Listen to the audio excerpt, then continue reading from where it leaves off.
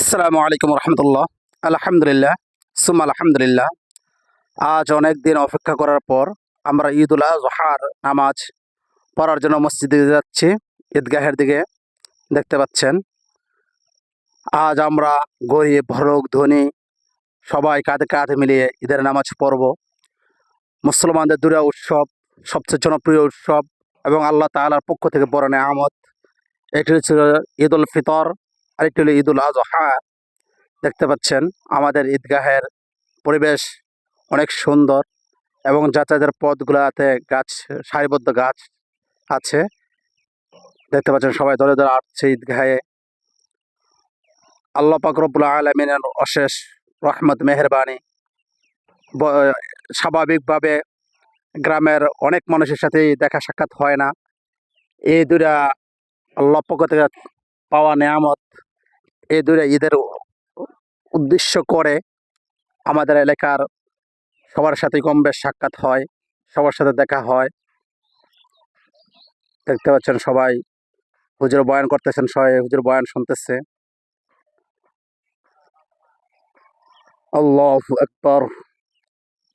দেখতে পাচ্ছেন বন্ধুরা, আজ যখন আমি ঈদগাহে যাচ্ছি তখন দেখি রাস্তা রাস্তা কুরবানির গরুগুলা বেঁধে রেখেছে।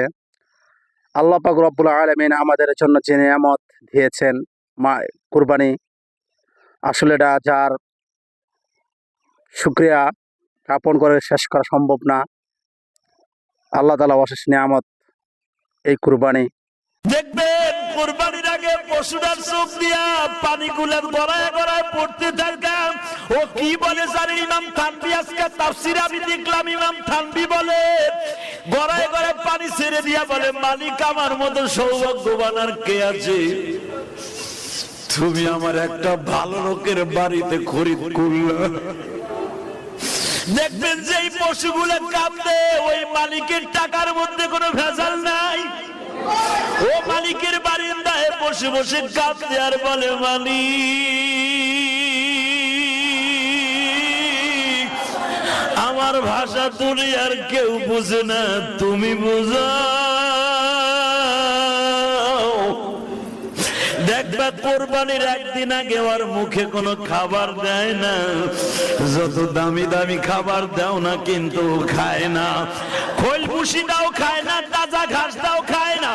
এই জন্য বিশ্ব নবী বলে কোরবানির আগের থেকে তোমরা খাবার দিবা না, কারণ ওর দপ্তরে আল্লাহর সাথে একটা দোস্তি হয়ে যায়।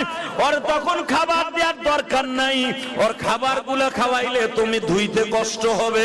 আমি নবী বললাম ওরে একদিন রাতের আগে থেকে খাবারটা বন্ধ করে দিও। ও বলে মালিকের কাছে বলে, মালিক আর দুনিয়ার খাবার আমার জন্য নাই, আমি তোমার জান্নাতে দিয়ে খাইতে চাই, কিন্তু আমার কাছে একটা ওয়াদা দিবানি গো মালিক। আমারে যেই টাকা দিয়ে তোমার এই পাগল কিনেছে, এই টাকার মধ্যে যদি ভেজাল থাকে ওর বিচার তোমার আদালতে দিলাম গো আল্লাহ। আর যদি ভেজাল না। আজ আমাদের বাংলাদেশে অসংখ্য গরু আল্লাহর রাস্তা কুরবানি হবে। দেখতে পাচ্ছেন লক্ষ লক্ষ কোটি কোটি গরু কুরবানি হবে। আমাদের বাংলাদেশ মুসলিম দেশ, আলহামদুলিল্লাহ আমাদের বাংলাদেশে মানুষ সবকিছু যেমন তেমন কুরবানিটা আল্লাহ তাআলা সন্তুষ্টির জন্য দিয়ে থাকে সর্বদাই। দেখতে পাচ্ছেন আমার কাছে যখন আমি গরুগুলো দেখেছি আমার কাছে খুব ইয়ে লেগেছে যে আল্লাহ পাক রব্বুল আলামিন যদি হযরত ইসমাঈল আলাইহিস সালামকে ইব্রাহিম আলাইহিস সালাম কুরবানি কবুল করে নিয়ে যেতেন, তাহলে আজ হয়তো বাবা সন্তানকে কুরবানি করা লাগতো।